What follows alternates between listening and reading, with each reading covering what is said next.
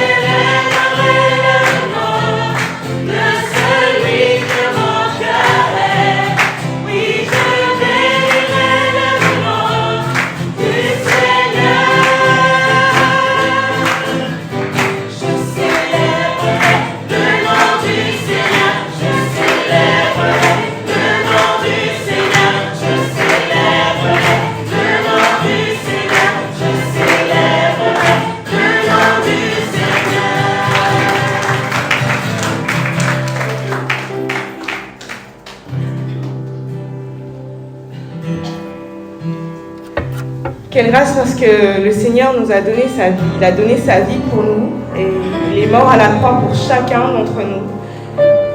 Et en faisant cela, il a révélé sa gloire en fait en triomphant de la mort. Et il nous invite à vivre pour lui. Donc vraiment, je vous invite à vous souvenir de la grâce qui nous a été donnée et de vivre en fait en prenant compte de cette grâce immense et de choisir Dieu chaque jour de notre vie en fait, de choisir sa volonté, de choisir ses prescriptions en tout temps. Et Seigneur, vraiment ce matin, vraiment nous désirons nous consacrer encore plus à toi. Nous désirons Seigneur humblement te suivre, que notre vie, que qui nous sommes, que ce que nous avons Seigneur, tout ce qui nous vient de toi en fait, nous te le rendons Seigneur. Et qu'on le fasse vraiment avec humilité Seigneur. Nous aspirons vraiment à te craindre. Nous espérons vraiment que ta foi Seigneur et nos vies témoignent en fait de ton amour, témoignent de ton sacrifice. Et vraiment à travers ce prochain chant, acceptons encore une fois l'appel de notre Sauveur qui nous dit venez à moi. Et il nous dit qu'il nous a aimés le premier, il nous dit qu'il nous a choisis et il nous aime d'un amour véritable et inconditionnel. Donc vraiment, acceptons cet amour ce matin encore et disons Seigneur, parce que tu m'as choisi, parce que tu m'as aimé le premier, alors me voici en retour et je t'aime Seigneur et je viens te choisir encore, peu importe tout ce qui peut arriver, si dans les tempêtes, dans la joie Seigneur, mon cœur t'appartient. Donc vraiment, déclarons et louons ensemble Seigneur, tu m'as choisi, donc je t'ai reçu et donc je veux te suivre. Louons ensemble, amen.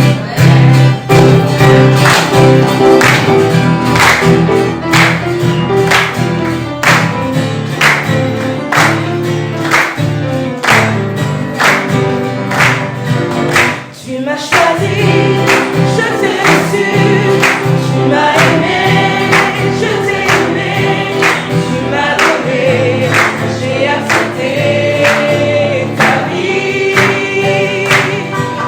Je suis tombée, tu m'as relevé, tu as effacé tout mon passé, tu m'as pardonné, tu m'as transformé ma vie. Encore et encore à chaque instant, tant que je respire, je te choisirai. Encore à chaque instant, tant que je respire. Encore et encore. Encore et encore à chaque instant, tant que je respire, je te choisirai. Encore à chaque instant, tant que je respire, je t'adorerai. Tu m'as choisi, tu m'as choisi, je t'ai reçu, tu m'as aimé, je t'ai aimé, tu m'as donné, j'ai accepté ta vie. Je suis tombée, tu m'as relevé, tu as effacé tout mon passé, tu m'as pardonné, tu as transformé ma vie. Encore et encore à chaque instant, tant que je respire, je te choisirai. Encore à chaque instant, tant que je respire, encore et encore à chaque instant, tant que je respire, je te choisirai. Encore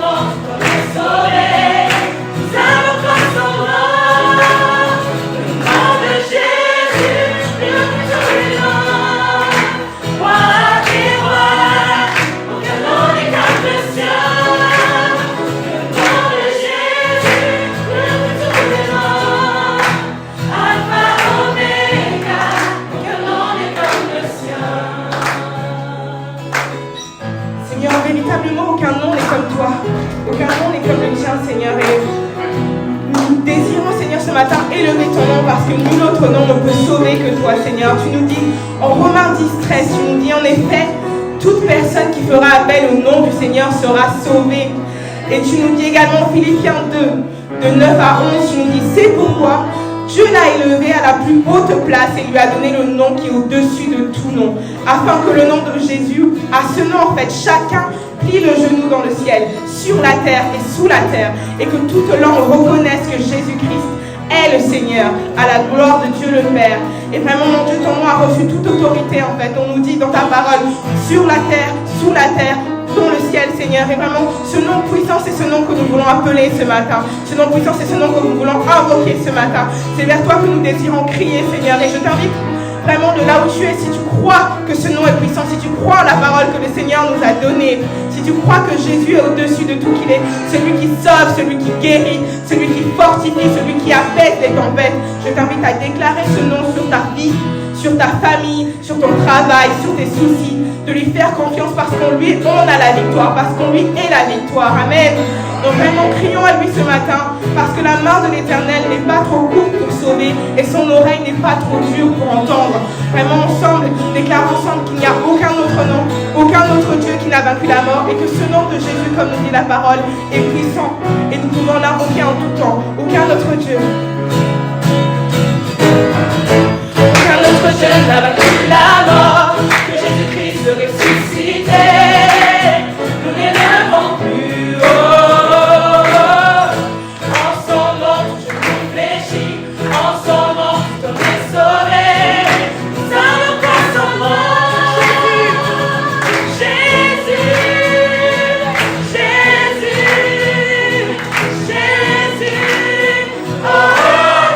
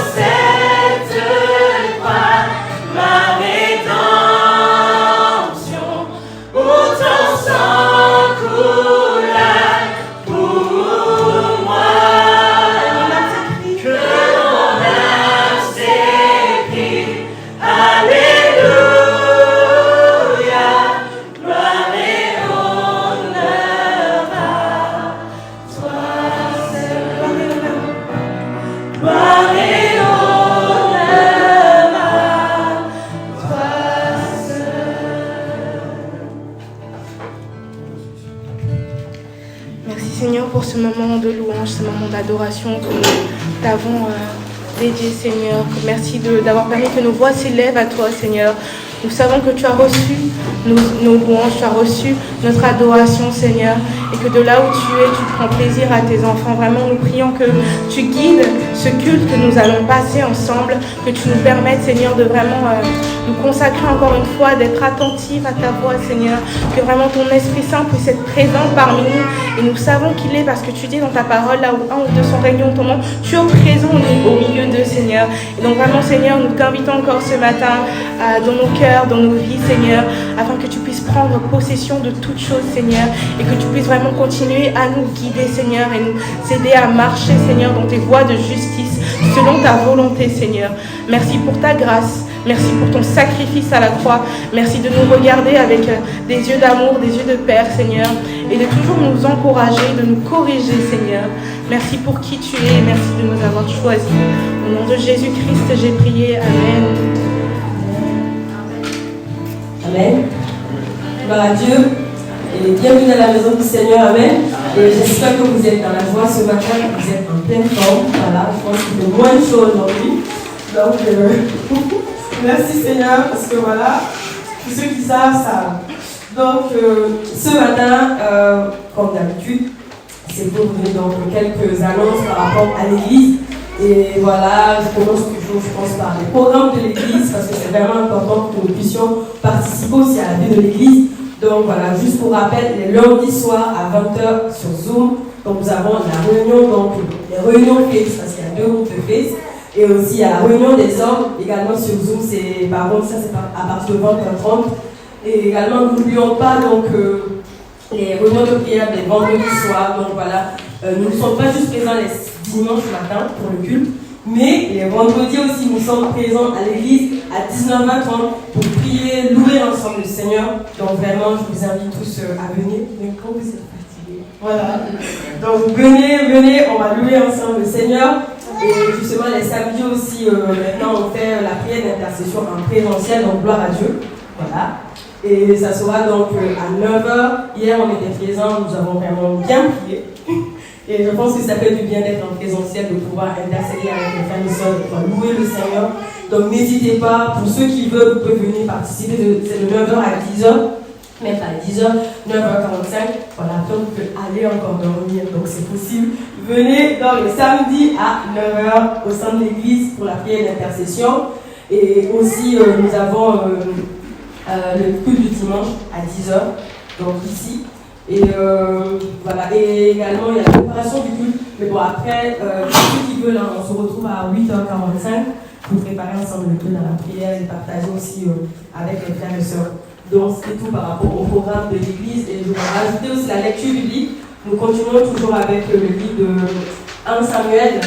Voilà, et j'espère que vraiment le Seigneur, et je prie afin que le Seigneur nous bénisse à travers la lecture de 1 Samuel, parce que je pense qu'on a beaucoup à apprendre dans ce livre en fait, et également par rapport à la vie de Samuel, je pense que c'est, on va dire, un exemple voilà, qu'on peut suivre aussi dans la Bible.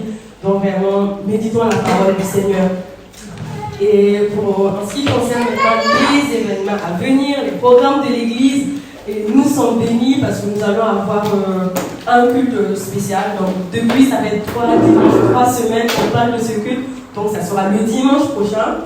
Et donc on aura la visite du pasteur Tim Johnson et du pasteur Litchell aussi. Ils seront présents, ils vont arriver ici, bon, je pense le samedi. Mais je pense que nous, on aura l'occasion de les voir le dimanche pour faire le culte avec eux. Donc vraiment, nous allons préparer ce culte aussi dans la prière.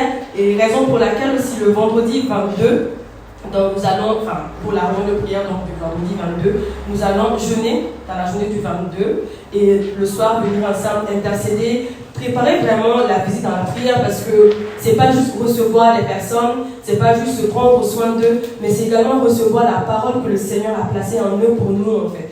Et c'est cette parole qui nourrit notre âme. Le relationnel, c'est la base aussi dans la maison du Seigneur, mais notre relation avec le Seigneur et notre relation avec les personnes aussi sont importantes. Donc du coup, nous voulons vraiment préparer cette visite dans la prière. Et en dehors donc de la visite, à partir de maintenant, à partir du vendredi 22, maintenant tous les derniers vendredis du mois, nous allons jeûner et prier. voilà, tous les derniers vendredis du mois, ça sera le vendredi de jeûne et prière.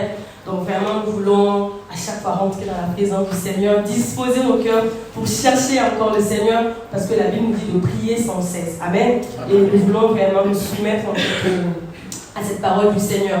Et également, le dimanche 24, il y a beaucoup de choses. Il y aura le repas fraternel.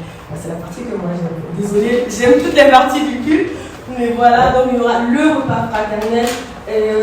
Comme d'habitude, n'hésitez pas, vous pouvez vous donner par les plats que vous avez cuisinés. Et voilà, si vous ne venez pas bien manger, comme d'habitude aussi, voilà. Donc vraiment, on veut les accueillir avec notre cœur et avec aussi les plats que nous allons cuisiner. Nous ne sommes pas des chefs cuistots, c'est pas bien grave, mais on le fait avec le cœur et on va s'appliquer, je pense aussi, voilà, pour faire quelque chose de bien. Et donc, je nous encourage en tout cas, même s'il y a la fatigue, à pouvoir faire quelque chose et puis ramener dans la maison du Seigneur. Et on va avoir aussi la soirée Fils. C'est le vendredi 29 septembre. Amen. Je pense que les filles sont les peu faire un peu de bruit là. Voilà, donc du coup c'est le ouh, voilà, c'est un peu, voilà. Mais n'empêche que ce que nous sommes en train de préparer pour le 29, c'est du lourd, hein, franchement. Donc s'il vous plaît, venez nous encourager. Il ne faudrait pas qu'on reste devant les chaises vides. Ça sera trop bizarre, voilà. Donc, nous vous invitons dans l'amour du Seigneur à venir nous souvenir. C'est vrai qu'on fait tout ça pour la gloire du Seigneur, mais c'est encore mieux quand on peut le partager avec les frères et sœurs. Amen. Amen. Donc vraiment, n'oubliez pas, vendredi 29 à 19h30 ici à l'église. Amen. Amen. Voilà. Et du coup, nous continuons également, comme le pasteur l'avait annoncé, l'église va participer donc, au beau congrès qui est à Cape Town. Voilà. Et donc, ça sera du 5 au 7 octobre. Et voilà, le pasteur, alors, on appelle vraiment à soutenir les frères et sœurs qui vont participer à cette conférence dans la prière, donc vraiment intercéder pour ce voyage parce que c'est vraiment important. Et c'est le Seigneur qui conduit toutes choses. Et également pour ceux qui peuvent aussi soutenir financièrement pour déjà la nourriture sur place pour les frères et sœurs. Ça sera super, en tout cas, selon ce que le Seigneur vous met dans le cœur. Tout est bon à prendre aussi. Amen. Et je pense que c'est tout pour aujourd'hui par rapport aux annonces. Après, s'il y a d'autres annonces, le pasteur pourra compléter. Amen. Et donc, du coup, on va préparer maintenant nos cœurs pour le temps des offrandes.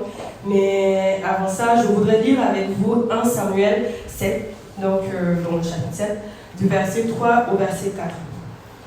Samuel dit à toute la maison d'Israël, si c'est de tout votre cœur que vous revenez à l'Éternel, ôtez du milieu de vous les dieux étrangers et les astartés. Dirigez votre cœur vers l'Éternel et servez-le lui seul. Et il vous délivrera de la main des Philistins. Et les enfants d'Israël ôtèrent du milieu d'eux les Baals et les astartés, et ils servirent l'Éternel seul. Amen. Je pense que quand je méditais cette partie, en tout cas le chapitre 7, quand je suis arrivée à ce verset, ça m'a fait quelque chose. Je ne sais pas, peut-être que ça arrive à tout le monde. On peut lire tout un chapitre, on lit, mais il y a certains versets qui nous parlent plus en fait. Et par rapport à la situation, par rapport à la disposition de notre cœur aussi, le Seigneur nous parle à travers sa parole. Et là, je me suis posé la question, mais attends, réellement, c'est qui le maître de ta vie finalement, Seigneur? Parce qu'il là, il dit d'enlever tous les dieux. Et c'est en ce moment que l'Éternel les délivrera. Et la question que je me suis posée à moi-même, c'est qui le maître de ta vie? Et c'est qui domine réellement sur ta vie? Et je sais que nous également, par habitude, un homme dit, voilà, le Seigneur est le maître de notre vie. Et ça devient une évidence pour nous, parce qu'on se dit, je suis présent au culte, je participe au programme de l'église, je suis vraiment un membre actif, donc forcément, naturellement, Dieu est le maître de ma vie. C'est ce qu'on se dit, et je pense qu'on le croit fermement. Mais après, je me suis dit, face à certaines situations, c'est pas forcément toujours le cas. Et face à ces situations, on se rend compte assez rapidement que le Seigneur n'est pas vraiment le maître de notre vie. Mais au contraire, nous avons d'autres dieux en fait. C'est-à-dire, nous accordons beaucoup plus d'importance à d'autres choses qu'au Seigneur. Par exemple, nos propres désirs. Je prends juste un exemple parce que, en ce qui me concerne, peut-être passer beaucoup trop de temps sur les réseaux sociaux. Au lieu de passer peut-être du temps à méditer la parole de Dieu, je vais perdre de temps. Donc, en gros, c'est ça, quand on parle de Dieu, il y a beaucoup de choses, en fait, tout ce qui nous empêche vraiment de nous concentrer par moments dans la présence du Seigneur. Et finalement, parce que quand on dit, voilà, dans ces situations, on se rend compte finalement que nous choisissons du coup d'écouter la voix de ces dieux plutôt que la voix du Seigneur. Et si on peut le voir aussi, c'est la raison aussi pour laquelle le Seigneur nous fait passer par certaines situations, justement pour voir l'état de notre cœur. C'est-à-dire pour savoir si notre cœur est penché vers lui ou vers d'autres choses en fait. Et la Bible aussi va nous dire clairement à ce sujet que nous ne pouvons pas avoir deux maîtres, Dieu et Mammon. Ça c'est clair. Tout simplement parce que la parole aussi nous dit dans Matthieu 6, car là où est ton trésor, là aussi sera ton cœur. Amen. Donc forcément, c'est normal. Donc si on ne peut pas avoir deux dieux, parce que c'est clair et net, parce qu'ils disent, là où est ton trésor, là aussi sera ton cœur. Et forcément, on verra que Dieu, justement, il va introduire aussi la notion des dîmes offrandes au sein de son peuple. Et afin que nous ne soyons pas là, esclaves de l'argent, et que c'est pour également pour que nous puissions le reconnaître dans tout ce que nous possédons. Parce que tout ce que nous avons reçu vraiment, ça vient du Seigneur, c'est pas de notre propre fait, c'est pas nous qui l'acquérons, mais c'est le Seigneur qui nous fait la grâce donc d'avoir ce que nous possédons, hein, que ce soit la santé, que ce soit la vie, presque tout ce que nous avons, c'est le Seigneur qui nous fait grâce.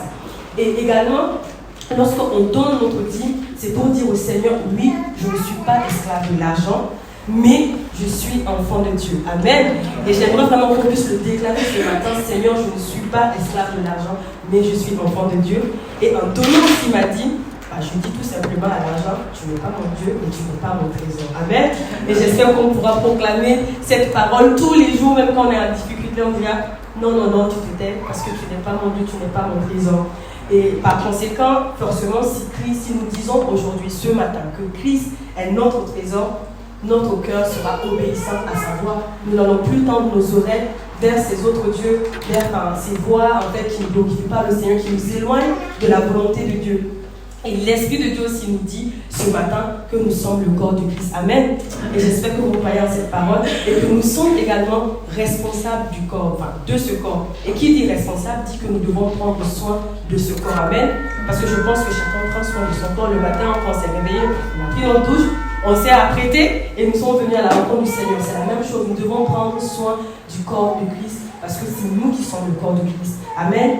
Vraiment, prenons soin du trésor que le Seigneur nous a confié, c'est-à-dire son corps, c'est-à-dire aussi son Église. Et ce matin, nous voulons vraiment servir le Seigneur en lui apportant, en lui offrant nos cœurs en sacrifice, nos dîmes et nos offrandes pour vraiment prendre soin de son Église, pour bâtir son Église, pour continuer à faire avancer aussi son œuvre. Amen. Et donc, je vais prier pour le moment des offrandes. Seigneur, merci pour ta bonté et pour ton amour. Père, ce matin, nous te remercions, nous te rendons toute la gloire, la louange et l'adoration. Parce que ce matin, nous pouvons proclamer haut et fort que tu es notre Dieu et que nous ne dépendons point d'autre Dieu que toi, éternel mon Dieu, mon roi.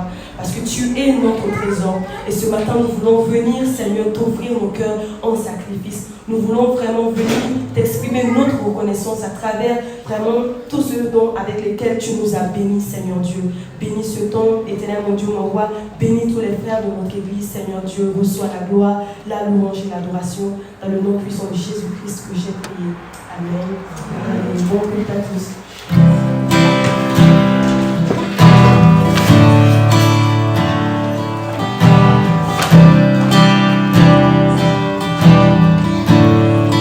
Notre Père éternel. Notre Père éternel, toi qui as tout créé, Dieu tout-puissant, c'est par ton Saint-Esprit que Jésus fut conçu, Christ notre Sauveur. Oui, je crois en Dieu notre Père, oui, je crois en Christ son Fils, oui, je crois en ton Saint-Esprit, ô Trinité divine, oui, je crois à la résurrection, que nous vivrons à jamais, car oui, je crois dans le nom de Jésus.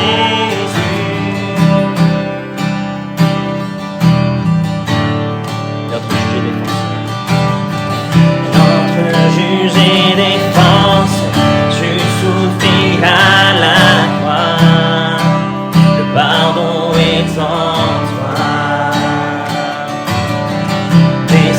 descendu jusqu'aux ténèbres, tu es ressuscité, à jamais élevé.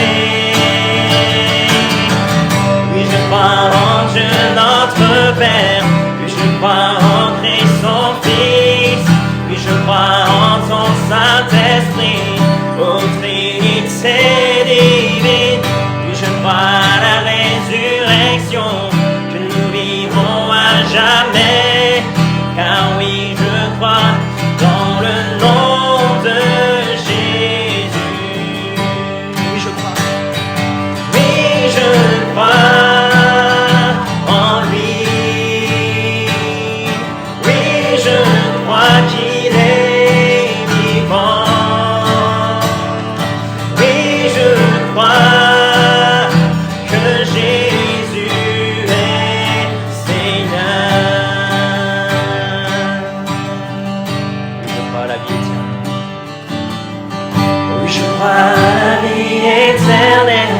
Je crois que l'énergie l'élève. Je crois à la communion des saints et en ta sainte Église. Oui, je crois à la résurrection quand Jésus reviendra. Car oui, je crois dans le nom de... Car oui, je crois. Car oui, je crois dans le nom de Jésus.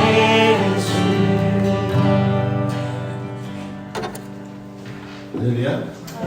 Merci Seigneur, merci pour la louange, aussi pour le temps des annonces et des offrandes.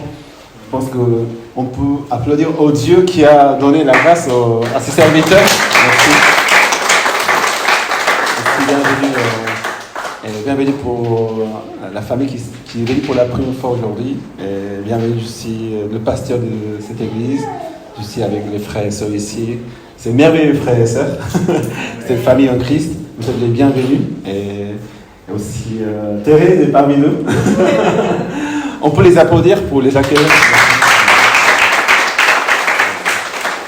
C'est toujours une joie de voir la famille en nous et de nouveaux frères et sœurs.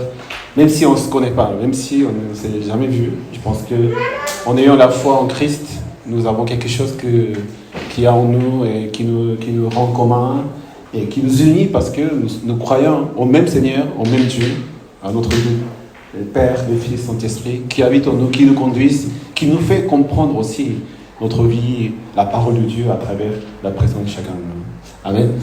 Et j'aimerais vous montrer quand même des photos de ce qui s'est passé hier. On n'a pas pris beaucoup de photos parce que on était tous.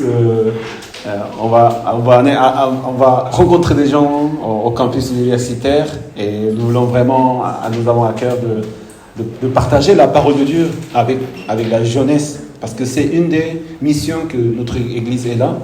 D'ailleurs, comme toutes les églises de Every Nation qui font partie de notre réseau, c'est d'aller annoncer l'évangile aux étudiants universitaires qui sont dans chaque ville. Donc, ce réseau s'appelle Every Nation, mais aussi les mots qui rajoutent, c'est Every Nation, Every Campus. C'est-à-dire toutes les nations et tous les campus universitaires. Hier, Dieu nous a donné à partir à la cité scientifique. Et bon, ça, c'est pas l'effet qu'on a mis moi. Il y a eu un événement qui a eu la veille. C'était quoi l'événement ? J'y vais. Journée d'intégration des étudiants. Donc, c'était samedi matin. Il n'y avait pas beaucoup de monde parce que la rentrée vient d'être lieu. Mais nous avons rencontré pas mal de personnes et nous avons pu parler de Jésus, de l'Église, de notre vie, de nos témoignages. Et c'est vraiment été un moment très très béni. Regardez les pieds qui vont annoncer l'évangile.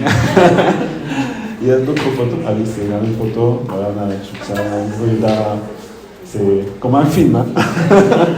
J'ai pris ces photos voilà, discrètement. Bon, il y a dans la rue. C'est comme ça que ça se passe dans les évangélisations. On se met dans les rues, devant le métro. Il y a des gens qui viennent, on salue, on demande comment ça se passe. Et s'ils ont le temps de partager l'évangile, parfois on leur demande de prier pour eux, s'ils ont des sujets de prière. Et c'est vrai, tout le monde ne reste pas avec nous, tout le monde s'en va, et donc j'ai pas de temps, donc ça ne m'intéresse pas. Mais on croit vraiment que Saint-Esprit nous inspire à chaque instant, de dire les mots qu'il faut qu'on a partagés. Et on essaie de faire de tout notre mieux pour pouvoir annoncer la parole de Dieu.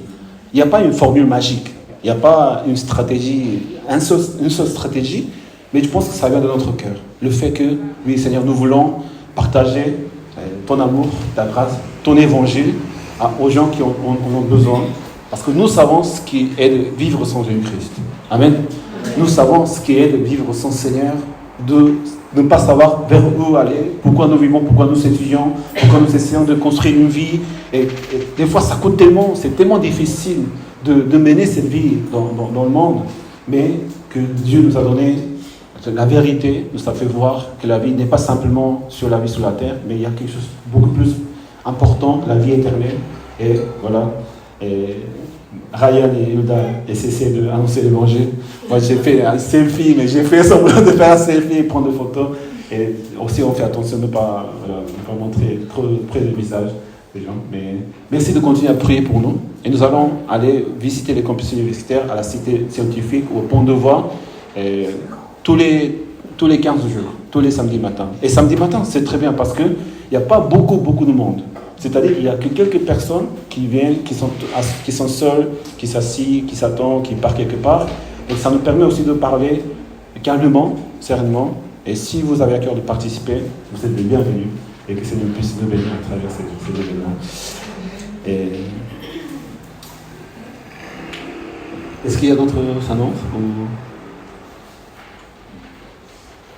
Ah oui, en fait, nous avions un petit projet de changer le nom de façade, parce que c'est vrai qu'aujourd'hui, nous avons encore l'ancien nom donc de l'église.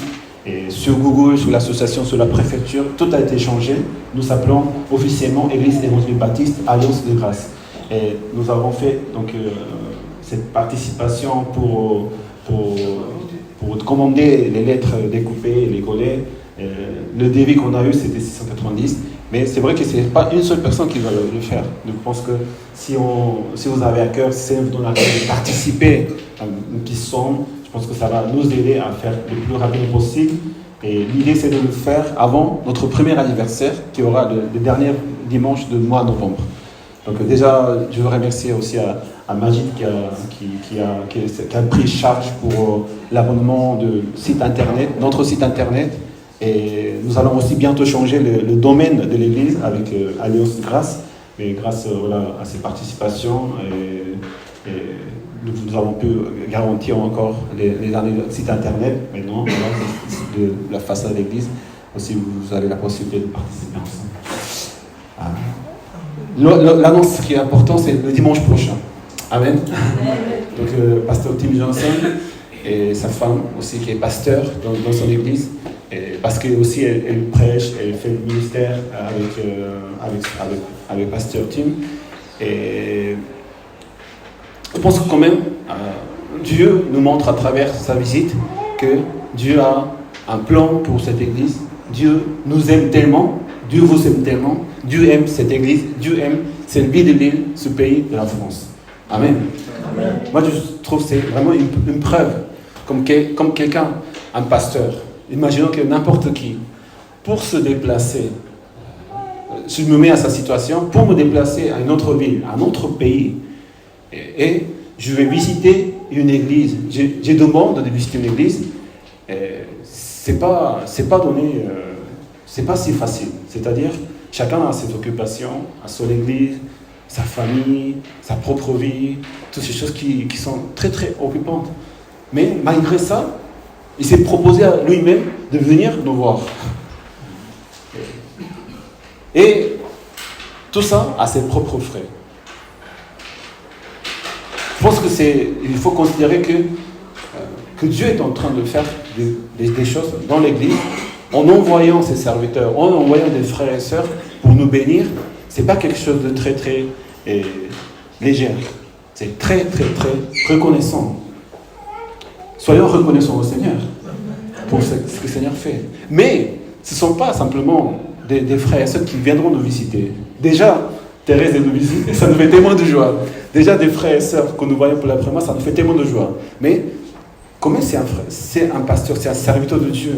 qui a son église aux États-Unis, qui fait des ministères, beaucoup de ministères, et des très très occupés, mais il vient pour 5 jours en France et 2 jours il veut passer avec nous. Et c'est lui qui a insisté, proposé de venir. Je pense que même si j'aurais l'intention de l'inviter à n'importe quel pasteur, c'est minimum qu'on leur paye leur hôtel, leur repas, tout ça. Mais lui, il prend tout à son charge. En plus, c'est quelqu'un de très très occupé. C'est pas pour dire que c'est quelqu'un de très important ou très très célèbre. Je ne sais pas dans quel ministère il est. Je l'ai vu 3 fois aux États-Unis, mais c'est son cœur pour nous qui compte. N'importe quel frère, il se déplace jusqu'à Lille, il vient de Paris, d'ailleurs, c'est quelque chose de très, très, très précieux. Mais lui, il fait exprès de venir des États-Unis pour nous visiter et pour nous bénir, parce que je sais que le Seigneur nous bénira à travers ce culte. Amen. Le Seigneur nous bénira vraiment. Pour cela, nous allons aussi, nous proposons nous-mêmes de faire le jeûne le vendredi pour prier au Seigneur. Parce que le Seigneur dit, consacrez-vous, parce que le Seigneur fera des prodiges dans votre vie. Mais pour recevoir ces bénédictions, il faut préparer notre cœur. On ne peut pas laisser passer cette occasion simplement parce qu'il y a quelqu'un qui visite, il y a quelqu'un qui va venir. Et toutes les visites des frères et sœurs et des serviteurs nous sont précieux. Amen. Toutes les visites. Donc, nous devons préparer notre cœur, de prier, Seigneur, qu'est-ce que tu as à nous à dire? Et je sais que le Seigneur va parler très très fortement dans le cœur de chacun de nous. Amen. Il faut accueillir. Comme l'apôtre Paul dit, accueillez mes frères et sœurs, accueillez la parole de Dieu. Ça, c'est vraiment une bénédiction pour nous. Et aussi, un message de Dieu de dire, prenez courage. Vous êtes en train de marcher dans la voie du Seigneur. Vous ne vous trompez pas. Vous n'êtes pas tout seul. Je suis là, je vous envoie pour vous bénir. Amen. Nous avons la semaine pour prier, pour préparer notre cœur. Et aussi, parce que nous pouvons manger aussi ensemble à l'église, et le meilleur cadeau qu'on peut leur offrir, c'est d'offrir un bon plat que nous avons fait de notre main. Amen. Donc, restons, ceux qui peuvent préparer, vous préparez, mais restez avec nous manger, avec le pasteur, peut-être on aura l'occasion d'échanges et des choses comme ça, parce que quand même, et je sais que, vous savez, je vous avais dit déjà que le pasteur Tim Johnson, il est un pasteur formé par le pasteur Brett, qui nous est venu donc, l'année dernière. Lui, il est le pasteur qui a formé beaucoup de pasteurs et ils sont allés pour faire d'autres églises ailleurs. Donc aujourd'hui, ils ont 7 églises à l'entour de Washington et le but, c'est de toucher Washington, la capitale des États-Unis. C'est pas facile du tout. Hein. Vraiment, c'est pas parce que les États-Unis, il y a beaucoup de chrétiens, beaucoup d'églises, c'est plus facile à faire des églises. C'est toujours difficile. Mais il a persévéré, il a formé, il a cru dans ses leaders, dans ses pasteurs. Et c'est un des pasteurs, ça fait 35 ans, qui est en lien avec le pasteur Brett. 35 ans. Et c'est la famille. Et vous savez que notre église, et moi-même, je fais partie aussi il m'a adopté dans leur famille, pour que je puisse être dans leur bénédiction, aussi dans leur soutien spirituel, et dans ces liens familiaux. Et ça on peut pas mesurer, on peut pas mettre un prix avec de l'argent. Ouais. Déjà avoir un lien avec le pasteur Brett, pasteur Jim, pasteur Tim, qui va maintenant, je vais le connaître, c'est pas, il n'y a pas de prix pour ça. Amen. Donc notre église, l'église que nous sommes, notre relation, il n'y a pas un prix, on ne peut pas acheter ça. On ne peut pas payer le prix à quelqu'un, viens, on va être une famille. Non, c'est du cœur que ça se passe. Et c'est la grâce de Dieu qui nous a fait de vivre une église de cette manière. Nous avons proclamé, nous sommes une nouvelle église l'année 2022, et nous sommes en train de devenir une nouvelle église. Amen. Et nous devons devenir vraiment, par la grâce de Dieu, continuer à œuvrer, continuer à apprendre à servir Dieu. Nous avons beaucoup à apprendre encore, et à servir, annoncer l'évangile, comment faire des disciples dans la maison du Seigneur, comment toucher la vie de l'île avec le nom du Seigneur, comment former des responsables, des leaders, des disciples de Christ qui sont capables de faire d'autres disciples. Et vous êtes vraiment capables, nous sommes capables, amen. Nous sommes capables parce que c'est nous dans la foi. Que c'est nous bénisse, amen. Et vous savez, dans le monde, il y a beaucoup de choses qui se passent. Et quand nous voyons ce qui se passe en Libye, en Maroc, en Ukraine, nous avons vu beaucoup de choses difficiles que c'est difficile peut-être en tant que croyant aussi de voir ces choses et de ne pas pouvoir faire réellement quelque chose, n'est-ce pas? Il y a 4 façons que nous pouvons agir en tant que chrétiens. D'abord, c'est la prière. Nous prions pour les nations. Amen. Nous prions pour ces pays. Mais ce n'est pas simplement la prière. Deuxième, nous pouvons envoyer. D'abord, nous pouvons donner notre cœur, notre trésor, notre argent pour soutenir des actions là où ils ont besoin. Amen. Amen. C'est ce que nous avons à cœur de faire aussi. D'aider, peut-être parce que nous n'avons encore pas la capacité d'envoyer des personnes ou agir par nous-mêmes. On ne peut pas quitter l'île, on ne peut pas quitter la France pour aller aider le Maroc ou l'Algérie ou dans tous ces pays, en Corée du Nord ou en Chine, où il y a des persécutions. On ne peut pas. Nous prions. Ça, c'est une des choses que nous faisons, nous devons continuer à faire. Deuxième, c'est de pouvoir envoyer notre cœur, c'est-à-dire notre argent, pour aider à soutenir des actions. J'ai entendu que le Maroc ne reçoit pas les aides financières d'autres pays pour X raisons. Donc, c'est quelque chose que c'est difficile. Aussi, il faut comprendre que ce n'est pas toujours évident de simplement, avec l'argent, on ne peut pas aider les gens. Troisième, c'est d'envoyer des personnes. Par exemple, les églises ou des églises aux États-Unis, ils ont envoyé des missionnaires en Asie, dans mon pays natal, en Corée du Sud, qui a eu des églises. Aujourd'hui, il y a des églises partout. Il y a des croyants partout. C'est-à-dire qu'ils ont envoyé des personnes pour annoncer l'évangile. Parce que ce qui est le plus grave, quand des gens ils perdent leur vie, des gens ils perdent leur maison, des gens ils sont dans une situation très très compliquée à cause de ces choses, à cause de la faute des hommes qui ont été créés, des guerres, des catastrophes naturelles. Tout ça, ça fait la responsabilité, la faute des hommes, n'est-ce pas? Mais quand on voit ces choses, et ça nous fait mal à cœur de voir des gens qui souffrent, surtout parce qu'ils meurent sans connaître Jésus-Christ. Ça, c'est la chose la plus qui nous fait souffrir dans le cœur. Parce que tous, nous allons partir et mourir. Mais ça fait déjà mal au cœur de voir dans la souffrance physique, matérielle, mais la souffrance spirituelle de finir la vie sans Jésus-Christ, c'est beaucoup plus grave que cela. Parce qu'il y a un jugement après la mort. Parce qu'il y a une vie, il y a une mort. Il y a la mort après la vie sur la terre. On meurt et c'est pas à la fin. Il y a le jugement du Seigneur. Ceux qui n'ont pas cru au Seigneur, ils ont la vie éternelle. Ils ont la mort éternelle et la punition, le jugement final. C'est la raison pour laquelle nous devons envoyer des gens, des missionnaires, des serviteurs, des pasteurs pour aider dans ces endroits à travers l'Église, à travers des actions sociales que l'Église peut faire. Mais aujourd'hui, nous n'avons pas la capacité. Je ne peux pas quitter mon Église pour aller là-bas, même si mon cœur il est là-bas. Parce que sinon, qui garde l'Église, Seigneur? Qui garde ma famille? Qui garde ma vie? Donc, première chose, on prie. Deuxième chose qu'on peut faire, c'est d'envoyer de l'argent ou des dons. Troisième, d'envoyer des gens. Et j'ai oublié le quatrième. Parce que ce sont des 4 actions que, en tant que chrétiens, nous pouvons faire.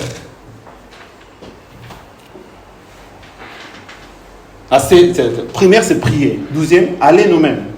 Troisième, c'est envoyer l'argent. Quatrième, envoyer les gens. Voilà. Ce sont les 4 actions précises dans lesquelles nous pouvons agir dans le monde.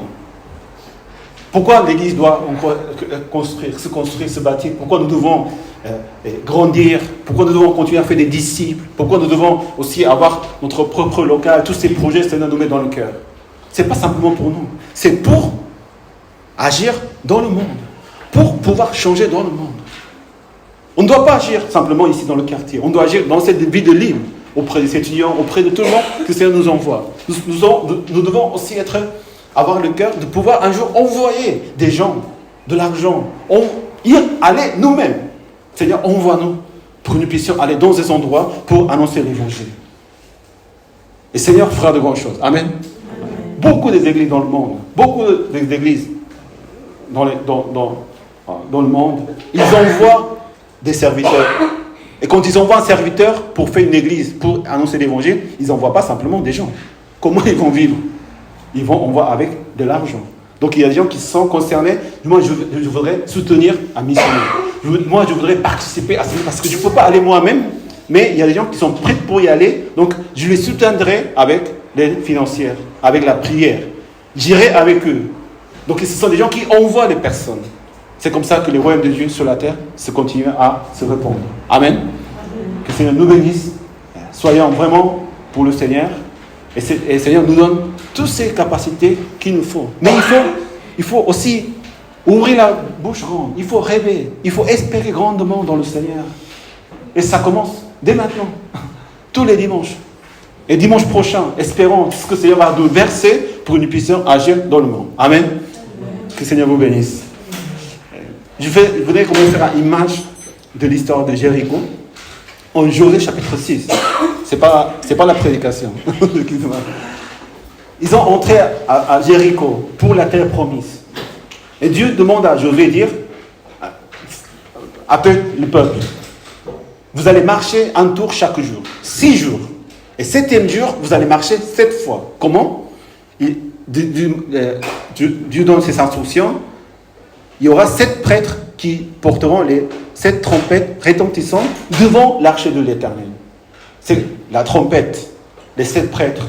Ce sont des personnes responsables qui vont conduire ce peuple. La trompette, c'est quoi? C'est la louange. Amen. C'est la louange. C'est les trompettes qui vont sonner pour la gloire de Dieu. Et ils se mirent devant, on marche et sonner à la trompette. Et ils font un tour chaque jour. Et le 7e jour, quand Josué dit au peuple, poussez les cris, car l'Éternel vous a livré la ville. Pourquoi 7e jour? Aujourd'hui, le 7e jour, c'est le jour du Seigneur. C'est-à-dire que dans chaque jour de la semaine, nous devons marcher avec la louange et l'arche de l'Éternel qui est la parole de Dieu. L'arche qui contient les 10 commandements à cette époque. Aujourd'hui, c'est la parole de Dieu, la Bible. Et une précision que Jésus avait donnée, quand vous marcherez, vous ne crierez pas. Vous ne ferez pas entendre votre voix et il ne sortira pas un mot de votre bouche jusqu'au jour où vous direz, poussez des cris, alors vous pousserez des cris. Chaque jour de semaine, nous marchons avec la parole de Dieu dans notre cœur. Soit dans la famille, soit au travail, soit dans le monde. C'est pas simplement, nous ne marchons pas sans rien faire. Nous ne nous occupons pas des choses du monde pleinement. Dans notre cœur, il y a la louange qui doit continuer à ressentir. Amen. Amen. Vous devez louer Dieu. Non seulement le dimanche, non seulement quand nous sommes ici à l'église, non seulement la louange, la parole de Dieu dans votre cœur. Méditons la parole de Dieu chaque jour. Amen. Surtout, ne pas dire des choses par notre bouche. C'est pas qu'on ne va pas parler, mais ne pas dire des choses qui ne sont pas de l'ordre de la parole de Dieu. Je ne sais pas comment dans la semaine nous parlons beaucoup, nous disons beaucoup de choses, mais d'où viennent ces pensées? D'où viennent ces paroles? Est-ce que vraiment c'est des paroles de louange? La louange, ce n'est pas simplement la musique ou les chants. La louange, c'est quelque chose qu'on adresse au Seigneur. C'est la prière. C'est une parole qui sont agréables au Seigneur, comme le parfum, comme le sacrifice agréable à Dieu. Mais parfois, nous disons des choses tellement qui sont pas bonnes à entendre. Non, ça ne marchera pas. Non, ça fait peur. Non, c'est pas la peine. Des paroles qui ne sont pas des louanges, qui ne s'amentent pas vers le ciel, que le Seigneur ne reçoit pas. Mais simplement, ça vient de notre cœur ou de ce monde.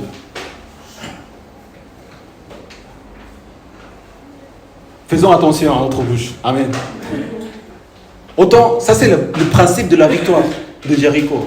Les 6 jours, on marche avec le Seigneur, on marche avec le peuple, en louant le Seigneur, en disant des choses qui sont agréables au Seigneur et en gardant la parole de Dieu. Mais 7e jour, on vient à la maison du Seigneur et à pousser des cris. Amen. Amen. La louange, c'est ça.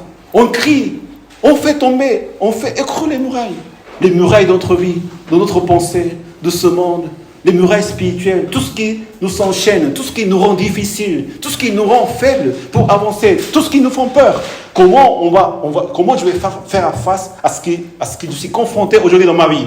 pousser des cris de louange. Amen. Au 7e jour, on vient, on ouvre notre cœur, on espère, on crie à l'Éternel. Mais pour pouvoir faire cela, il faut dans le jour de semaine garder son cœur dans la louange et dans la parole de Dieu. Parce que sinon, le 7e jour, où nous nous dédions complètement pour le Seigneur, nous louons 7 tours, nous crions 7 fois dans le 7e jour. Le 7, c'est le chiffre complet dans la Bible. Donc on vient ici à l'église avec toute notre force, avec toute notre âme, tout notre cœur, de acclamer Dieu, crier Dieu. Et Seigneur, agis dans ce lieu. Amen. Si jusqu'à l'église, si nous ne sommes pas prêts à crier à Dieu, à louer Dieu, comment ça va se passer dans le jour de semaine? Qu'est-ce que nous sommes en train de faire ici? Pourquoi continuer à vivre avec les fardeaux, avec les murailles qui ne nous font pas avancer? Non, je ne peux plus avancer parce qu'il y a Jéricho, le muraille. Il faut faire écrouler ces murailles. Comment? Avec la parole de Dieu, avec la louange, avec l'assemblée, avec les communautés. Ils étaient tous ensemble. Amen. Ils étaient ensemble. Ce n'est pas un combat personnel, c'est un combat que nous menons tous ensemble, mais avec la louange, avec la parole de Dieu. Ouais. Ce n'est pas notre capacité, ce n'est pas notre sagesse. Il y a quand même une puissance dans cette louange et dans la parole de Dieu quand son esprit nous inspire. Amen. Vous allez voir, dimanche prochain, 6 jours. Je ne sais pas si vous avez eu ça dans ce projet. Dieu m'a donné ça hier soir dans le cœur. Essayons de voir comment ça se passe. Si dans les 6 jours, je marche dans la parole de Dieu, je pense, et je ne dis pas autre chose. Je parle bien sûr. Je parle, mais en pensant au Dieu, toutes ces choses-là. Mais ne dites jamais quelque chose comme « Non, ça ne va pas marcher. Non, j'y crois pas. » Vous voyez, le pasteur encore, il parle, il crie et tout. Non, c'est votre vie. Le monde dépend du peuple d'Israël. Des gens comme nous, qui croient en Dieu, qui peuvent faire des choses. Ils ne peuvent pas lutter par eux-mêmes. Qui va sauver? Qui va annoncer l'évangile? C'est nous que nous devons faire. Amen. Amen. Tous les enfants de Dieu, nous devons faire cela. C'est la raison pour laquelle nous vivons, nous existons, nous travaillons, nous mangeons, nous avons des familles. Nous sommes aujourd'hui ici parce que nous avons une grande mission à accomplir. Mais comment? La louange, la parole de Dieu, quand son esprit nous inspire. Nous, Seigneur, fais écrouler toutes ces choses qui nous détiennent. Que Seigneur bénisse notre assemblée. Amen. Seigneur, vraiment bénisse votre vie. Vous pouvez dire les uns les autres, tu n'es pas n'importe qui.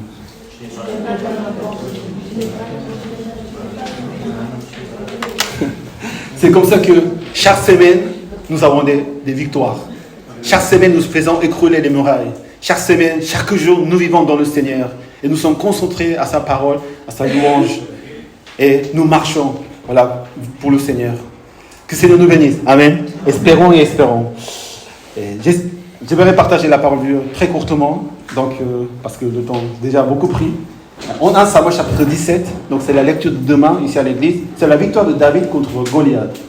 J'ai beaucoup aimé ce passage quand j'étais à l'école dimanche, parce qu'en fait c'est le combat, c'est l'enfant qui va, le grand guerrier des Philistins. Mais c'est une parole très très puissante, c'est une parole qui nous aidera aussi à comprendre comment nous devons vivre pour avoir ce genre de victoire incroyable que David il avait fait. Si vous pouvez vous lever d'autres places pour lire la parole de Dieu. 1 Samuel chapitre 17, verset 31 jusqu'à verset 40. Après avoir entendu les paroles prononcées par David, on les répéta à Saül et le fit venir. David dit à Saül que personne ne se décourage à cause de ce Philistin. Moi, ton serviteur, j'irai me battre contre lui. Saül dit à David, tu ne peux pas aller te battre contre ce Philistin. Tu n'es qu'un enfant.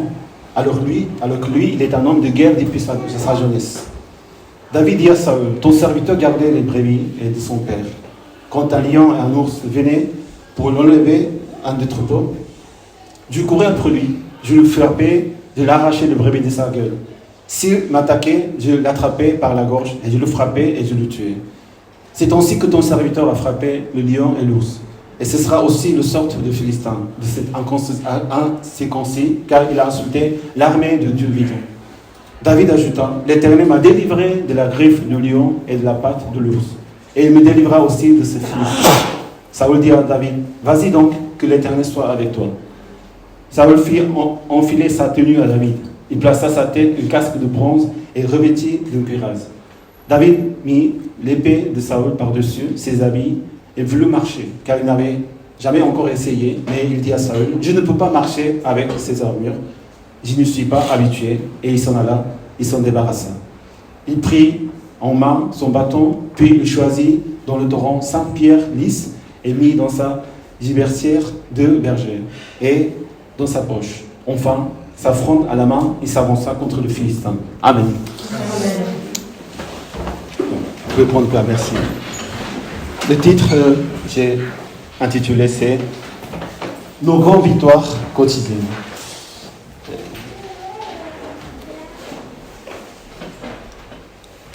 C'est quand même incroyable, cette victoire de jeune en enfant. David qui bat le géant Goliath, qui était menaçant pour le peuple d'Israël. Mais nous devons comprendre comment David, qui est David d'abord? C'est-à-dire le premier roi, Saül, parce qu'il a désobéi à Dieu, parce qu'il a agi selon sa pensée, et il a désobéi à Samuel, le prophète qu'il avait oint par l'huile, et il a fait devenir roi, mais il a agi de sa propre manière.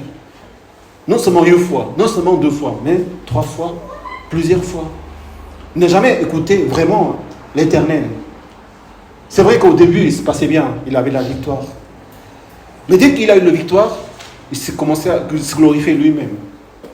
Et peu à peu, il a perdu le cœur en s'honorant lui-même et en rejetant la gloire de Dieu. Dieu a choisi David. Nous pouvons voir, Dieu a choisi David comme 12e roi et pour mener le peuple d'Israël. Dans cet épisode, donc il y a les Philistins qui attaquent, qui veulent prendre comme esclave le peuple d'Israël. L'image de Goliath, c'est l'image du péché et la pensée et du monde qui veulent mettre des esclaves le peuple de Dieu. Constamment, l'Église est attaquée. Constamment, les chrétiens, nous sommes en danger de devenir des esclaves de quelque chose. Des dieux qui existent dans le monde. Des pensées, de toute autre chose qui nous rend esclaves en quelque sorte. Ne pas pouvoir être le peuple de Dieu comme Dieu a voulu et a créé en nous-mêmes. L'Église aujourd'hui est toujours menacée. Si on n'y pense pas, que si on n'agit pas, si Dieu ne choisit pas des gens comme David, des serviteurs, des hommes et des femmes 2 fois, les églises, elles n'existent plus. Beaucoup d'églises, ils ferment les portes. Parce qu'il y a des menaces et des attaques. Nous devons être conscients que nous ne sommes pas là simplement pour notre propre vie. Nous sommes là pour le royaume de Dieu. Amen. Non pas simplement ne pas être nous-mêmes esclaves de quelque chose, mais aussi pour libérer le peuple d'Israël. Ça, c'est la notion de servir les autres. Nous sommes là pour servir les autres. Nous sommes là pour aider les autres à marcher dans la foi. Parce que beaucoup de choses font menacer. Philistins, les Goliaths, toutes ces choses existent dans le monde.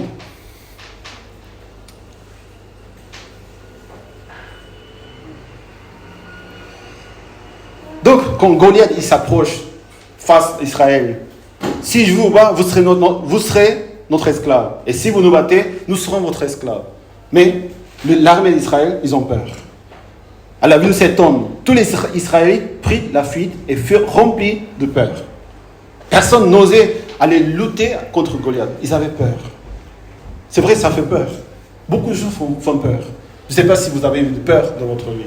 Mais quand il s'agit vraiment d'avancer, de garder notre vie dans le Seigneur, il y a des choses qui font peur. Mais seulement David, qui est venu au hasard pour voir ses frères, c'était pas au hasard, c'était le Seigneur qui l'avait envoyé à travers son père. Et nous pouvons voir déjà comment David il était pour venir dans ce lieu. Son père lui a demandé de venir voir les frères, les 3 frères qui étaient envoyés à la guerre. Simplement David, il suit les instructions du père. David, c'est quelqu'un différent parce que il a obéi à ces paroles de son père Isaïe. Il va voir son père, ses frères qui étaient envoyés par son père. Il dit non, comment cet homme peut parler de cette manière? Et pourquoi personne n'agit pas? Il pose des questions aux soldats. Qu'est-ce qui se passe ici? Donc cet homme est en train de menacer le peuple. Et celui qui le roi va le récompenser. Il va donner de trésors, il va donner sa femme comme femme, et il sera exempt de tous les impôts d'Israël. Il y aura des choses. Mais personne n'ose aller battre Goliath, parce qu'ils ont peur. Mais David dit, non. Qui est lui pour parler de cette manière à l'armée de l'Éternel? En entendant ces paroles courageuses, il va face à Saül de exprimer son cœur pour aller combattre avec Goliath. Notre question, c'est ça. Comment David il est capable d'avoir ce cœur? Comment il va dire dans son cœur, je vais battre ce Goliath? Parce qu'il voit menacer. Il voit que Goliath, il menace Israël. Il menace le nom de Dieu. Comme il a obéi à son père, maintenant, il va faire face à ce Goliath. S'il n'y avait pas de David, cette guerre, elle était finie. C'est l'échec total.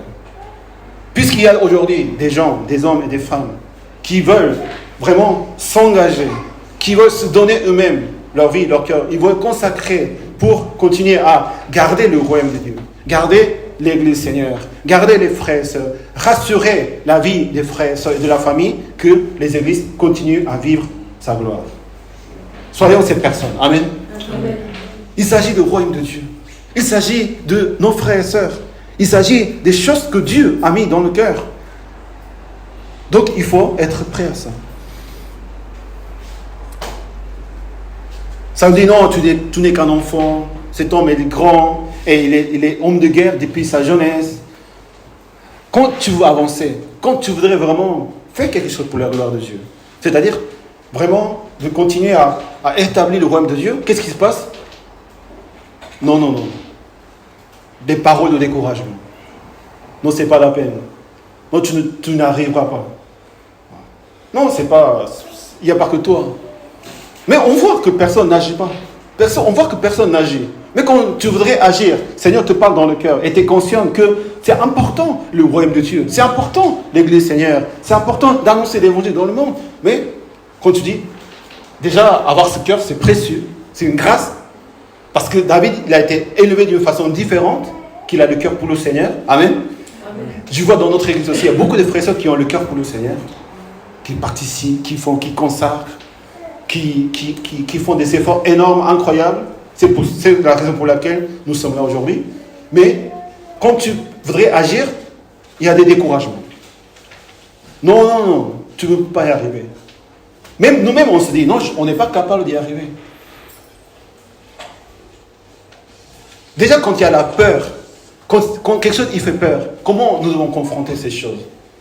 Je m'en vais. Non, ça, c'est pas la peine de combattre. De toute façon, voilà. Je crois en Jésus-Christ, j'ai ma vie, je continuerai à vivre dans le Seigneur, Dieu va venir. Et les autres, comment ça se passe? Nous sommes tellement sensibles de voir dans le monde comment ça se passe, des gens qui sont en difficulté. C'est vrai, ça c'est quelque chose qui nous touche. Mais tes frères et sœurs, ma famille, mon pays, ma ville, mon église, comment on peut être insensible à ces choses? Donc on est touché par ça. On voudrait faire quelque chose par rapport à ça. Tu n'es qu'un enfant, c'est un homme de guerre, tu n'arriveras pas. Et avant cela, il y avait son frère aîné qui lui a dit, en voyant David, en parlant avec les autres, il dit, pourquoi tu es venu ici? Et pourquoi tu as laissé ton petit troupeau dans le désert? Car je connais ton orgueil, ta méchanceté dans ton cœur, c'est pour voir la bataille que tu es descendu. Son frère aîné, il est venu à donner du pain, du fromage de la part de son père. Il commence à l'harceler et se mettre en colère contre David. Comment ça se fait? Il n'a rien fait. Et David lui dit, quoi donc? Je n'ai pas le droit de m'exprimer? Et son frère hésitait. C'est-à-dire, des choses bizarres, incroyables apparaissent. Des choses qui nous font décourager, des choses qui nous font dire non, arrête. Mais si ton cœur bat pour le Seigneur, il faut continuer. Amen. C'est pas parce que les gens disent non, ça ne va pas marcher, que ça ne va pas marcher. C'est le Seigneur qui fait les choses pour toi. Amen. Parce que Dieu t'a donné ce cœur. Ce cœur est précieux. De dire, je veux vraiment consacrer pour l'Église, Seigneur. Je veux vivre vraiment pour annoncer l'Évangile, pour construire son Église. Parce que nous avons une grande mission à faire déjà ici en France. Déjà ici à Lille. Nous ne sommes pas appelés pour rien. Amen. Moi, quand j'étais appelé ici pour venir vivre ici à Lille, parce que j'étais à Paris avec ma famille, et c'était il y a 6 ans, 7 ans, quand ils m'ont demandé, pasteur, ça serait bien que tu viennes ici à Lille pour servir l'église de Lille parce que moi, je suis à la base coréen, donc je parlais coréen, on était tous dans la même culture avec les gens. J'avais dit tout à l'heure aussi, la semaine dernière, quand c'est de la même culture, c'est très, très confortable. Ouais. Moi, voilà, excuse-moi que je dis ça, mais quand je vois Chuchan, c'est même pas la peine de demander quelque chose. Chuchan, il comprend. Je pense qu'entre vous, c'est pareil. On était hier dans l'évangélisation, et nos frères et sœurs africains, quand ils rencontrent des Africains, tout de suite, hey frère, comme ça, hey sœur, on est tous frères et sœurs, c'est bien. On comprend tout de suite. Nous, quand on m'a dit de venir ici à Lille, et notre église, il était à Roubaix, c'était pas ici. Donc je venais de temps en temps. Quand on vient en voiture, toujours il va commencer à pleuvoir, il fait pas beau, il n'y a pas de soleil. Vous avez des réputations comme ça. Et je pense que si vous connaissez Roubaix, à l'époque, quand il n'y avait pas de centre-ville, il n'y a pas de marteau, il n'y avait pas de KFC, il n'y avait pas de cinéma, ça faisait quand même peur. Ça avait beaucoup de peur. J'ai pas dit non, mais je me suis cité comme ça. Hey. Devenir un homme plante. Parce que tu ne peux pas dire non, mais tu ne peux pas dire j'avais peur. Et je suis quelqu'un qui a beaucoup de peur, depuis mon enfance. Toujours mes amis ils défendent quand il y a des attaques, des barrières. Mes amis, non, ne touchez pas, c'est pas ça. J'étais très, très aimé de mes amis. Je ne me suis jamais battu avec quelqu'un parce que mes amis ils étaient là devant moi, grands, forts. Ma soeur, elle était toujours là aussi pour me défendre. Mes parents aussi, c'était toujours le petit, le faible. J'avais peur.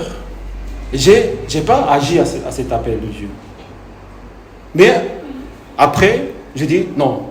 Je savais que ça n'allait pas. J'avais peur à ça. Et ma vie n'avançait pas dans le Seigneur. Tout ce que je faisais n'était pas bien pour moi. Je faisais pareil. Ma vie aussi allait bien. Ma famille allait bien. Mon ministère aussi allait bien. Je servais Dieu comme il fallait avec des frères et sœurs coréens, qu'on s'entend bien. Et à Paris. Paris, c'est beau, hein? Elle est belle. Il y a beaucoup de choses. Mais ma vie spirituelle n'allait pas. J'ai compris.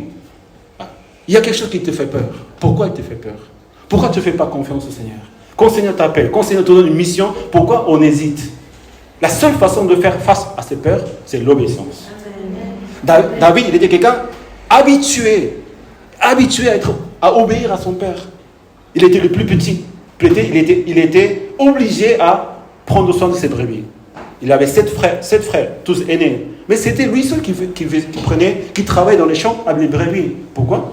Peut-être parce qu'il était le plus petit. Ouais, David, fais-le tomber parce que tu es le plus petit. On se dit parfois, ma situation, ma vie, qui je suis, mes conditions défavorables. Quand Samuel il est venu à choisir le roi, prochain roi, à la famille d'Isaïe, les 7 frères sont passés. David, il n'était même pas là. Soit son père ou soit ses frères, ils n'ont même pas appelé. Dieu n'a choisi personne de vous. Est-ce que vous avez un autre fils? Oui, on a un autre, mais il travaille dans les champs. Appelez-le. Vous avez quand même votre situation. Parfois, on dit, c'est défavorable. Non, ma famille, non, mon travail, non, ma santé, non, mes capacités, non, ici, l'environnement, non, ici en France, ici à Lille, c'est difficile de travailler pour le Seigneur, annoncer l'évangile. Non, c'est la meilleure situation que Dieu nous a donnée. Amen. Il faut obéir dans le jour. Il faut avoir cette habitude dans le quotidien d'obéir à Dieu, dans les petites choses que le Seigneur nous a confiées. Ce n'est pas des petites choses pour le Seigneur. Parfois on dit, Dieu a battu Goliath. Tout le monde veut battre Goliath. Mais des choses quotidiennes, pour Dieu, il n'y a pas de Goliath. Même s'il y a 100 millions de fois plus fort que Goliath, pour Dieu, ce n'est rien. Amen. Dieu est le Dieu puissant. Mais aussi, Dieu voit notre petite victoire de chaque jour. Dans les choses que le Seigneur nous a confiées. Ma vie, mon travail fait partie de cela. Notre ministère à l'église, peut-être, oui, je dois faire quelque chose. Le Seigneur nous confie quelque chose pour faire. Aussi dans ma vie, mais aussi pour les autres, pour le royaume de Dieu. Peut-être que ce sont des choses que des gens, ils ne voient même pas. David, il était oublié de sa famille à ce moment-là. Mais il était fidèle, il était obéissant à son père. Et là, ça travaille dans son cœur. Ça préparait le cœur de David. Chaque petite obéissance, c'est de grandes victoires. Amen. Amen. C'est le message clé. Chaque petite geste, chaque petite fidélité. Seigneur nous a confié quelque chose, on fait de notre maximum. On prions à Dieu, demandons de l'aide à Dieu aussi. Mais ce sont des grandes victoires quotidiennes qui vont donner la victoire finalement jusqu'à Goliath. David, il n'est même pas étonné de battre Goliath. C'était comme s'il battait le lion ou l'ours. C'est déjà énorme. Mais quand il a battu Goliath, il a coupé sa tête, il a victoire. Il s'en aurait même pas. Dans le chapitre prochain, vous pouvez voir, non, je suis trop petit pour me marier avec la fille du roi. Je ne peux pas être le fils de roi parce que je suis trop petit. Il sait que c'est Dieu qui fait. Et toutes les petites choses, toutes les grandes choses, pour Dieu c'est pareil. Parce que Dieu voit notre cœur, non pas notre apparence. Malgré qu'il y a des obstacles, nous devons y avancer. Parce que le Seigneur nous donne à cœur de servir, même si on est jeune, même si on est petit, même si on n'a pas d'expérience, nous devons continuer à faire. Mais vous savez, quand même, David, il dit, comme j'ai frappé le lion et l'ours, aussi ça sera le sorte de Philistin. Parce que l'Éternel m'a délivré de la griffe du lion et des pattes de l'ours, il me délivrera aussi ce Philistin. Notre témoignage dans notre vie, c'est important. Tout ce que le Seigneur a fait dans votre vie. À toutes les fois que le Seigneur vous a secouru, vous a donné la force de continuer, d'être ici jusqu'à aujourd'hui. Je pense quand même nous pouvons féliciter les uns les autres. Tu as marché jusqu'à aujourd'hui. Dieu t'a fait marcher jusqu'à aujourd'hui.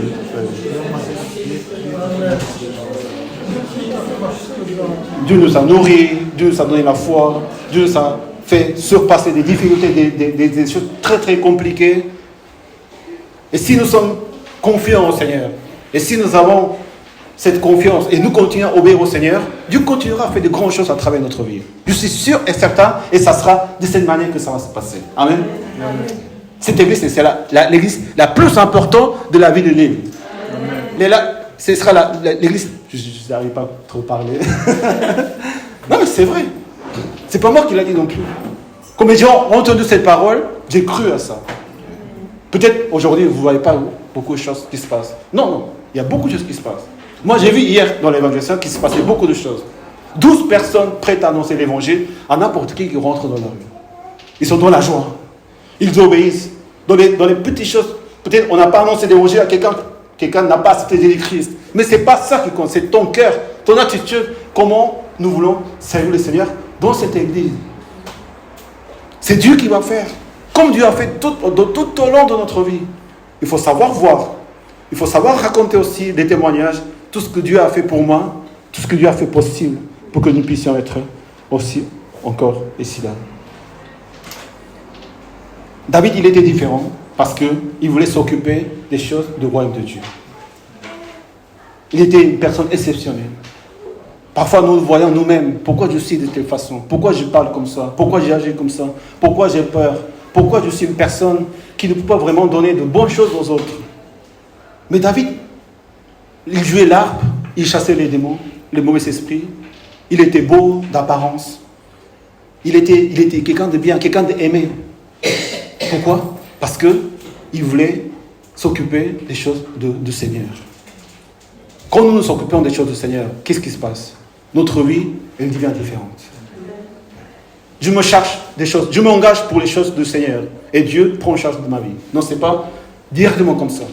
Quand tu t'occupes des choses du Seigneur, Seigneur prépare ton cœur. Seigneur te forme en tant que responsable et leader, capable de gérer ta propre vie très, très, très facilement. Amen. La vie, elle est difficile.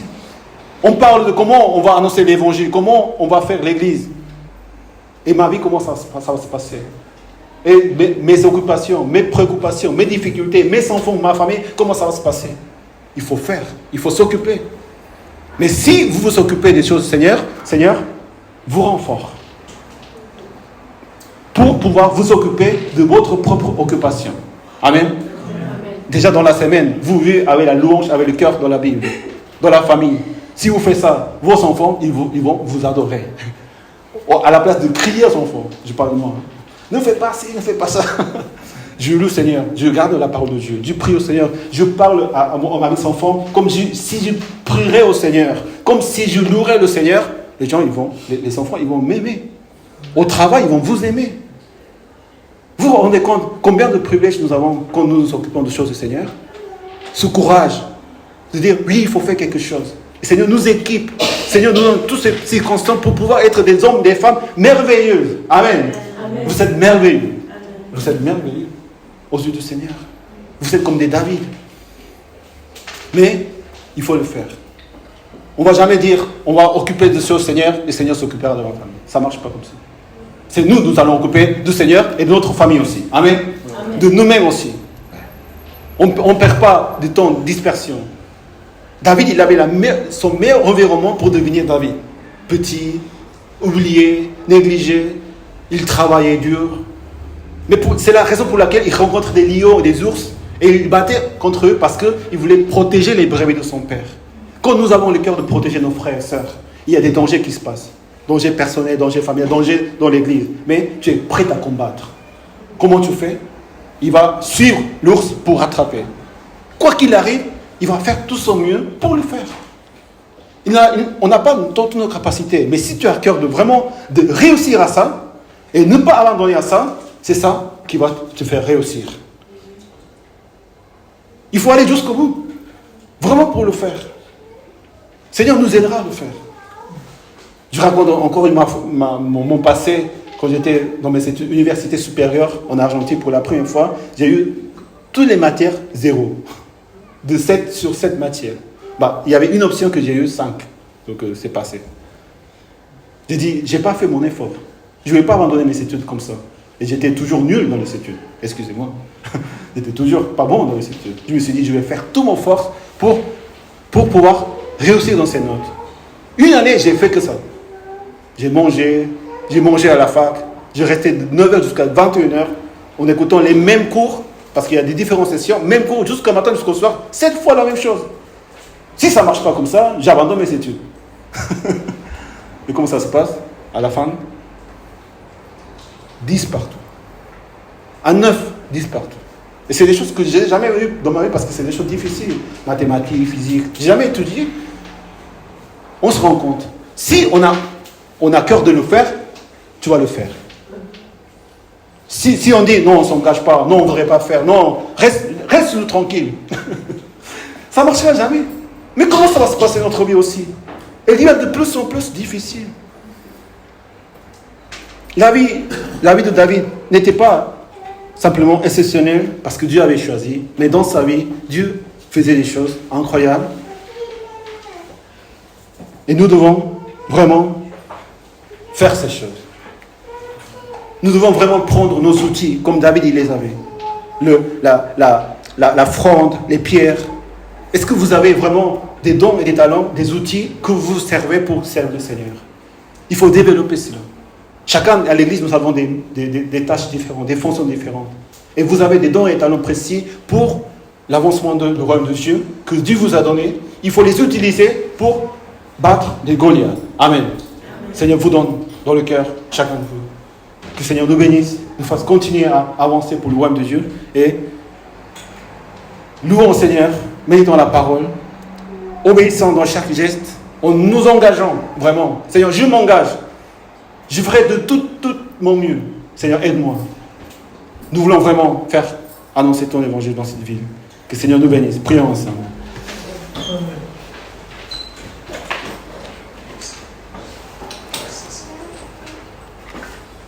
Je pense aussi une des choses importantes, c'est notre environnement. Si ton environnement ne te laisse pas louer et méditer la parole de Dieu, il faut s'écarter. C'est très important. Vous savez, avec les enfants à la maison pendant les vacances, comme ils avaient le temps, et c'était les vacances, ils avaient droit, ils voyaient la télé, ils faisaient des jeux dans les téléphones. Mais après la rentrée, j'ai vu que cette habitude, ça continuait. Dès qu'ils arrivent de l'école, ils regardent la télé. J'ai dit non, il ne faut pas regarder, il faut faire le devoir, il faut se coucher tôt parce que demain vous devez réveiller tôt. Mais leur habitude était tellement ancrée que automatiquement ils allument la télé ou ils se mettent au canapé pour jouer avec le téléphone.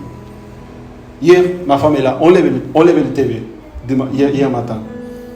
Et dès qu'ils enlèvent, ils s'ennuient, donc ils commencent à dessiner, ils commencent à coudre, ils commencent à chanter, faire autre chose. Parfois, nous sommes tellement faibles et nous sommes tellement dans d'autres choses parce que notre environnement n'est pas vraiment arrangé. David, il a été béni parce que son environnement, il était vraiment bien pour lui. Nous devons être capables de changer notre environnement. Avec qui nous fréquentons, avec les choses que nous faisons, dans le jour de semaine. Parce que sinon, le jour du Seigneur, nous ne pouvons pas vraiment crier la victoire. Au jour où il y a des dangers, il y a les Goliaths, nous sommes dans la peur, sans pouvoir agir. Mais vous n'êtes pas des peuples qui doivent avoir la peur. Nous sommes des peuples qui nous avons le courage, la foi. Devant la peur, on obéit, on s'engage, on fait de notre mieux. Et aussi dans les petites victoires de chaque jour, de quotidienne, de tous les jours, c'est ça qui va nous rendre aussi jusqu'à l'avenir, rassurer cette victoire dans notre avenir. Combien de soucis, de problèmes, des difficultés ils vont y avoir dans notre vie personnelle, dans la vie de l'Église. Quand on veut s'avancer vers la gloire de Dieu, quand on veut faire quelque chose pour la gloire de Dieu, d'envoyer des missionnaires, envoyer des pasteurs, d'aller faire naître des églises ailleurs où il n'y a pas des églises, ils n'ont pas entendu parler de Jésus-Christ. Problème externe, des Philistins qui font peur. Problème interne, des frères aînés. Frère aîné, premier frère, le plus âgé, dit non, pourquoi tu fais ici? Il se met en colère. Le roi Saül, non, tu es trop petit, il est trop grand. Combien de choses, ce genre de choses, ils vont y avoir. Mais Seigneur te donne la foi. Seigneur te donne le courage. Seigneur, fais ouvrir tes yeux et la foi que le Seigneur a formée dans ta vie, de tout ce que tu as obéi jusqu'à aujourd'hui. Tu n'es pas n'importe qui. Ta foi, elle est grande. Tu es David. Vraiment comme David. Seigneur, merci pour la foi. Merci pour la mission que tu nous donnes, Seigneur. Que nous puissions vraiment agir comme David, il a agi devant face à Goliath. Sa parole était tellement assurante que Saül lui dit, vas-y, Éternel avec toi. On ne peut plus arrêter David, son cœur. Mais il était toujours humble. Parce qu'il savait que c'était Dieu qui faisait à sa place. N'ayez pas peur devant les choses qui sont en face de vous. Criez l'Éternel. Espérez en l'Éternel. Dans le jour du Seigneur, ça commence ici, dans la maison du Seigneur, au culte, avec des frères et sœurs, et tu verras, les murailles s'écroulent. Tu avances. Encore d'autres murailles se vont faire face. Tu chantes, tu cries avec l'église, avec les frères et sœurs. Ils vont s'écrouler encore. Chaque fois, chaque dimanche, ça sera des dimanches de victoire. Amen. Et chaque étape de vie, nous allons avoir des victoires et des victoires et des victoires. Seigneur, bénis notre église. Bénis ma vie, Seigneur. Prions ensemble. Alléluia. Alléluia. Alléluia. Alléluia. Oui, Seigneur, tu es grand. Tes victoires sont grandes pour nous, Seigneur. Ta fidélité est grande, Seigneur. Seigneur, tu relèves tes serviteurs. Tu relèves, Seigneur, tes esclaves, Seigneur. Tes enfants. Bénis, Seigneur, chacun, Seigneur. Alléluia. Bénis, Seigneur. Alléluia. Bénis notre Dieu. Alléluia. Alléluia. Seigneur, alléluia. Alléluia. Alléluia. Alléluia. On voit tes serviteurs. On voit tes ouvriers, Seigneur. On voit tes guerriers, Seigneur. Pour agir dans tout ce que tu as, Seigneur, à notre cœur, Seigneur. Alléluia. Alléluia, Seigneur. Merci, Seigneur. Capable de servir ton nom. Servir ton église, Seigneur. Servir les frères, Seigneur. Servir les enfants. Alléluia. Alléluia. Alléluia.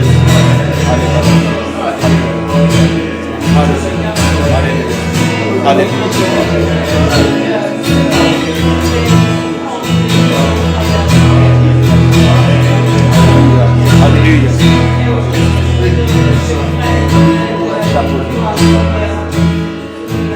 chaque dimanche, nous allons proclamer la victoire. Amen. Chaque dimanche, nous allons proclamer la victoire. Les victoires des dimanches, les victoires de tous les jours. Nous aurons l'habitude de la victoire. Comment ces victoires? Par l'obéissance, par l'engagement au Seigneur. Seigneur, je m'engage à toi. Ce matin, ceux qui veulent vraiment s'engager au Seigneur et de participer à sa gloire, de son Église, pour continuer à annoncer l'Évangile dans cette vie, dans ce monde, à travers cette Église. Oui, Seigneur, tu nous as placés où tu as voulu, Seigneur. Celui qui demande au Seigneur, Seigneur, je m'engage en toi pour te servir. Aide-moi, Seigneur. Donne-moi, Seigneur, le courage. Vous pouvez vous lever de votre place. Nous allons prier pour les frères et sœurs qui sont debout, qui prennent cet engagement pour la gloire de Dieu. Malgré si nous sommes petits, malgré si nous sommes enfants, mais Dieu a fait des grandes choses déjà dans ta vie. Ta foi, elle est grande. Si nous continuons à obéir et nous continuons à être fidèles à Dieu, dans les petites choses que le Seigneur nous a confiées, le Seigneur nous rendra aussi des victoires qu'il nous faut dans le monde pour sa gloire. Amen. Prions pour les frères, prions ensemble. Alléluia. Alléluia. Merci de bénir mes frères et sœurs. Merci de nous bénir, Seigneur. Que nous puissions agir dans ta maison, Seigneur. À partir d'ici, Seigneur, nous voulons nous engager, Seigneur, pour pouvoir agir en ton nom, Seigneur. Alléluia. Merci de bénir, Seigneur. Alléluia. Alléluia. Merci de bénir, Seigneur. Alléluia. Merci, Seigneur. Alléluia. Alléluia, Seigneur. Chaque dimanche, avoir cette habitude de victoire en ton nom de Seigneur. Alléluia. Alléluia. Alléluia. Alléluia. Alléluia. Bénis ensemble.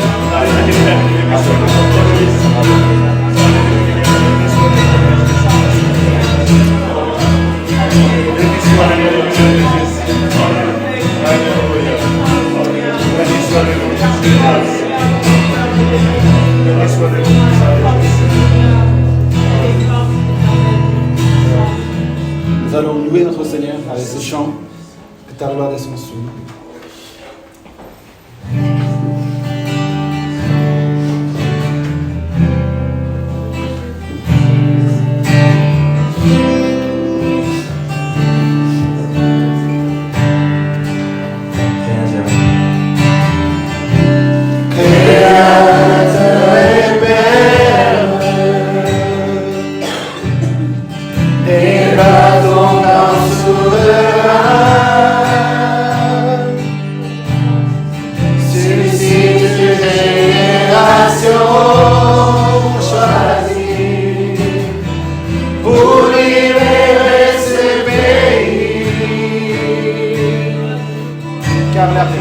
Car la création soupire.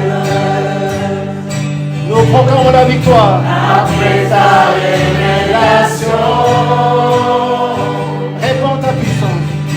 répands ta puissance et ton onction. Seigneur, fais-le maintenant. Crions au Seigneur. Que ta gloire descende en ce lieu. Et d'ici qu'elle se répand vers les nations.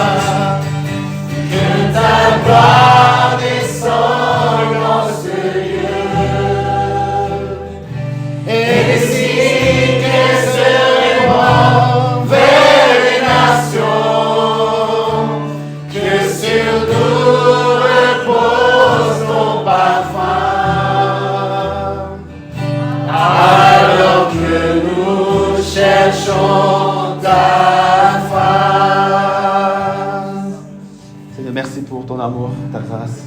Merci Seigneur, c'est grâce immense que tu donnes chaque jour. De vivre, Seigneur, cette victoire dans nos vies. Merci d'avoir vaincu la mort. Merci d'avoir vaincu le péché en nous, Seigneur. De nous faire de tes enfants, libres enfin, de pouvoir te servir. Être courageux, Seigneur, pour ton royaume. Merci d'avoir béni, Seigneur, cette église. Tout en nous cette année. Et surtout, Seigneur, à travers cette nouvelle naissance, en tant qu'alliance de grâce. Combien de grâce tu fais, Seigneur.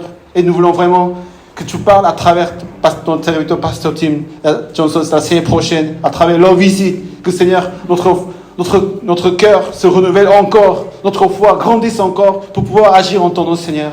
Merci, Seigneur, pour tout ce que tu as fait. Nous qui ne méritons pas cet amour, cette grâce. Mais Seigneur, tu nous aimes tellement. Merci, Seigneur, pour ta grâce et ton amour. Merci de bénir tous mes frères et sœurs et que nous puissions vraiment vivre chaque jour dans ta présence, dans la louange, dans ta parole. Et dimanche prochain, nous voulons crier, Seigneur, la victoire que tu nous donneras, Seigneur. Merci pour pouvoir obéir à ta parole. Nous va donner, Seigneur, ce cœur d'obéissance à chaque chose que tu nous as confiée, Seigneur. Merci pour toutes choses. J'ai prié au nom de Jésus. Amen. Amen. Pour applaudir notre Seigneur pour glorifier ton nom.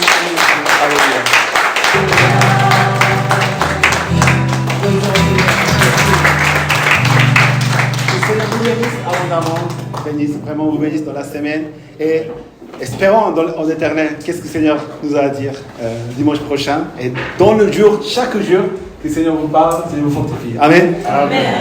Que le Seigneur vous bénisse. Bon dimanche et à la semaine prochaine.